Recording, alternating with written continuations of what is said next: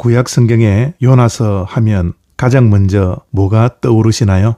10중 8구 고래 뱃속에 들어간 요나의 이야기라고 하실 겁니다. 그런데 성경 어디에도 요나를 삼킨 것이 고래라는 말은 없습니다.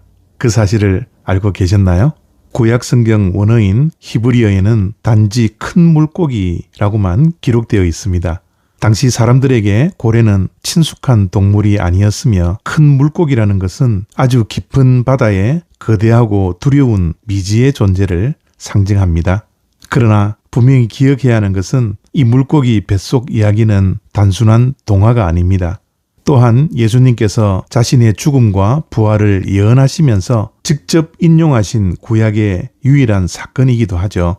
과연 물고기 뱃속의 3일은 예수님의 부활과 어떤 비밀스러운 연결고리가 있을까요?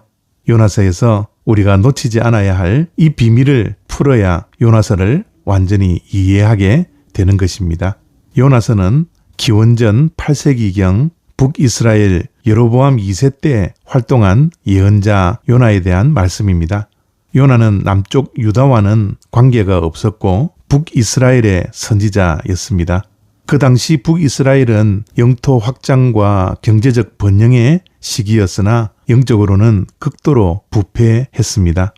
열왕기하 14장 25절을 보면 요나는 실존했던 북이스라엘의 궁정을 출입할 수 있는 선지자였습니다.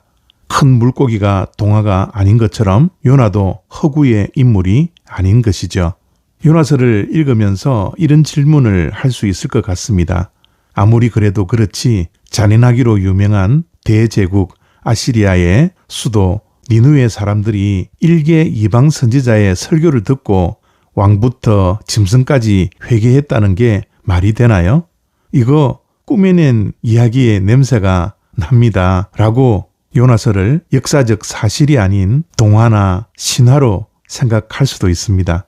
그런데 아시리아 점토판 연대기에 따르면 요나가 활동하던 기원전 765년경 아시리아 전역에 극심한 전염병이 돌았고 기근과 내부 반란이 일어나 국력이 최악으로 악화되어 있었습니다.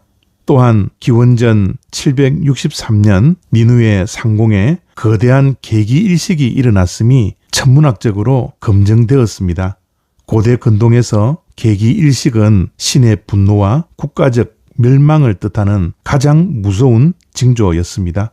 전염병, 기근, 내란에 이어 하늘까지 깜깜해지는 계기일식의 공포에 질려있던 니느웨 사람들에게 물고기 뱃속에서 살아 돌아와 온몸이 위산에 절어 하얗게 탈색된 것으로 추정되는 이방 선지자 요나가 40일 뒤에 니느웨가 무너진다라고 외쳤으니 그들이 기겁을 하고 회개할 수밖에 없었던 역사적 정황이 완벽하게 맞아 떨어집니다.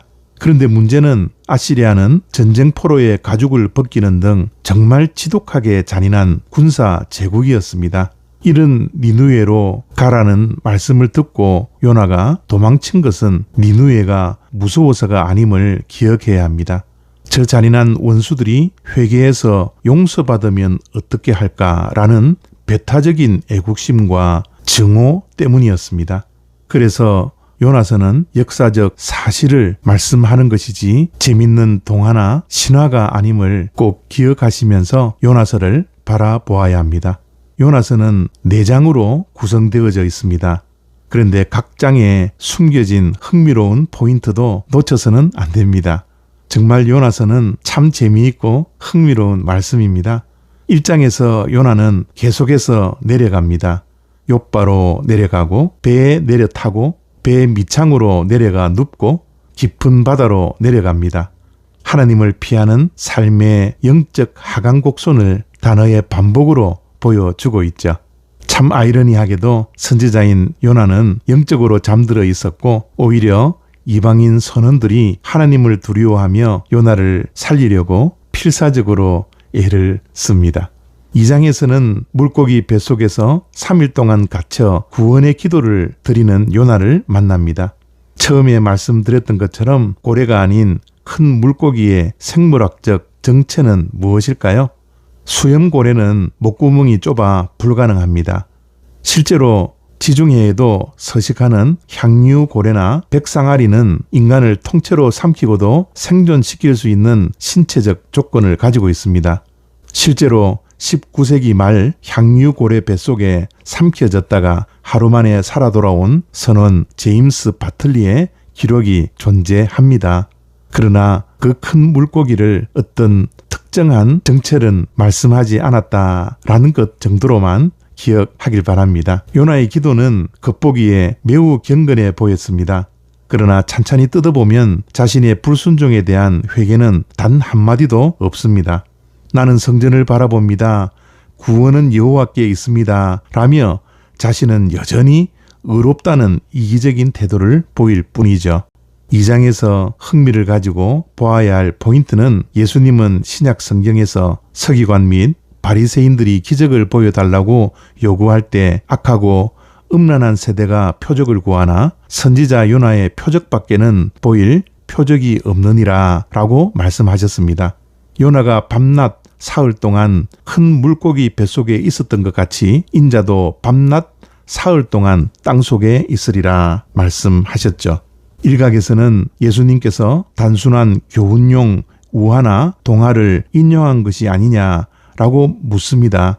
하지만 예수님은 마태복음 12장 41절에서 심판 때에 니느웨 사람들이 일어나 이 세대 사람들을 정죄하리라 라고 명시하셨습니다.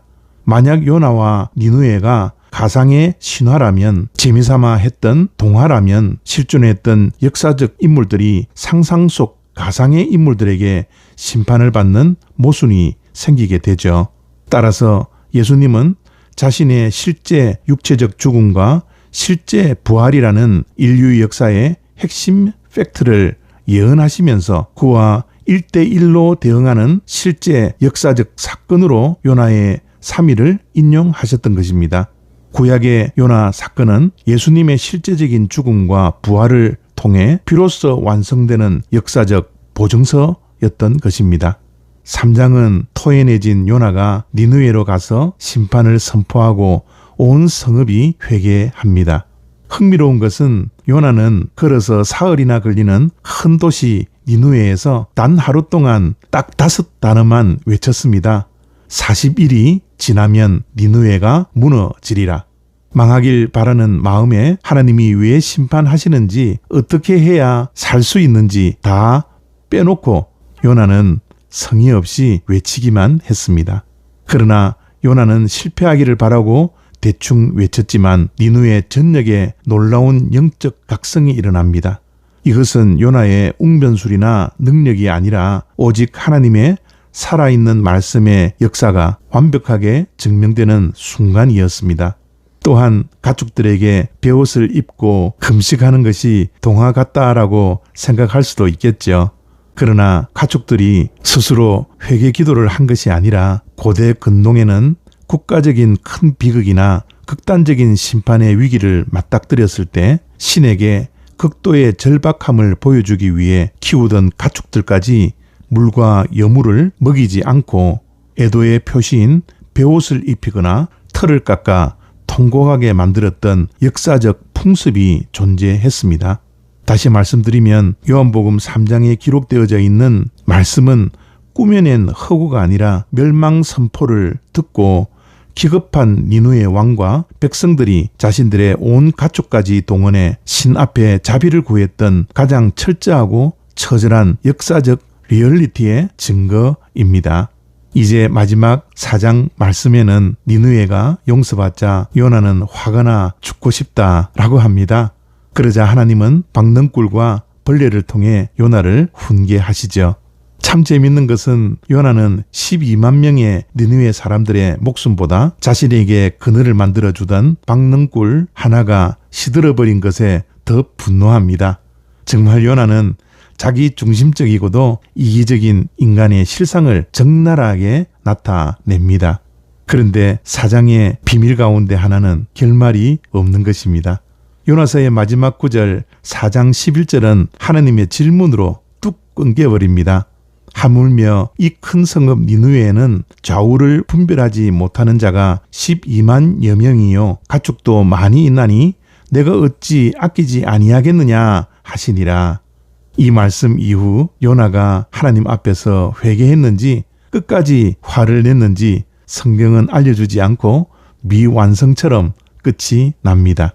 그래서 요나서는 독자가 결말을 완성시켜야 합니다. 요나는 이스라엘 전체와 우리 자신을 비추는 거울입니다. 하나님은 요나를 통해 오늘날 우리에게 질문을 던지십니다. 너는 내 마음에 들지 않는 이웃, 내가 정죄한 원수들이 내 은혜를 받는 것에 분노하고 있느냐? 내 사랑의 넓이를 내 좁은 기준으로 제한하려 하느냐? 하나님이 이스라엘이라는 부족의 신이냐? 아니면 전 우주의 신인 하나님이냐? 라는 질문에 우리는 대답을 해야 합니다. 독자들은 요나서의 마지막 여백을 마주하며 과연 나는 요나처럼 계속 화를 낼 것인가? 아니면 하나님의 넓은 마음을 받아들이고 원수마저 품을 것인가를 스스로 선택하며 삶으로 결론을 내려야 합니다. 그러므로 요나서는 지어낸 고대 신화가 아닌 철저한 역사적 배경 위에서 쓰인 기록이며 무엇보다 예수 그리스도의 십자가와 부활을 미리 보여주는 구원의 대드라마입니다. 나의 고집과 좁은 시야를 깨부수시는 하나님의 거대한 사랑을 보여주는 진짜 이야기에 귀를 기울여 보시기를 바랍니다. 내가 가지고 있는 잣대로 용서할 수 없는 그 누군가가 내 삶 속에 있는지도 다시 한번 살펴보며 삶에 적용하는 말씀이 되어지기를 바랍니다. 하나님의 거대한 사랑을 보여주는 진짜 이야기에 귀를 기울여 눈을 크게 뜨고 요나서를 읽고 묵상하며 요나를 통하여 우리 자신을 볼 수 있는 귀한 말씀이 되어지기를 바라고 축복합니다.